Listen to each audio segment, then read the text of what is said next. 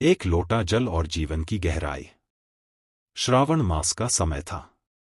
एक युवक हिमालय की ओर तीर्थ यात्रा पर निकला। मन अशांत था, जीवन में सफलता की तलाश थी, पर भीतर खालीपन था। रास्ते में उसे एक साधु मिले। साधु ने पूछा, कहाँ जा रहे हो वत्स? युवक बोला, भगवान को खोजने निकला हूं, पर समझ नहीं आता कि कहाँ मिलेंगे।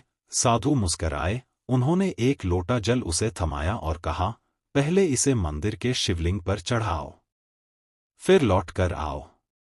युवक ने आदेश माना और लौटकर आया। साधु बोले, जब जल चढ़ा रहे थे, क्या ध्यान कहीं और गया? युवक बोला, नहीं, मेरा सारा ध्यान जल को गिराए बिना शिवलिंग तक पहुंचाने में था। साधु ने मुस्कराकर कहा, यही जीवन का रहस्य है, जब तुम पूरे होश और श्रद्धा से हर कर्म करोगे, ईश्वर यही मिलेगा। भटकने की आवश्यकता नहीं।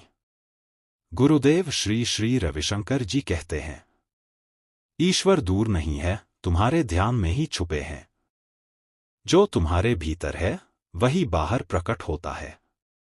ध्यान करो और स्वयं को जानो। श्रद्धा और निश्चल मन, यही जीवन का आधार है। श्रावण मास का संदेश। यह महीना सिर्फ पूजा पाठ का नहीं, अंतर्मुखी होने का अवसर है। जब हम ध्यान, सेवा और प्रेम से जुड़ते हैं, जीवन की दिशा स्वयं बदल जाती है।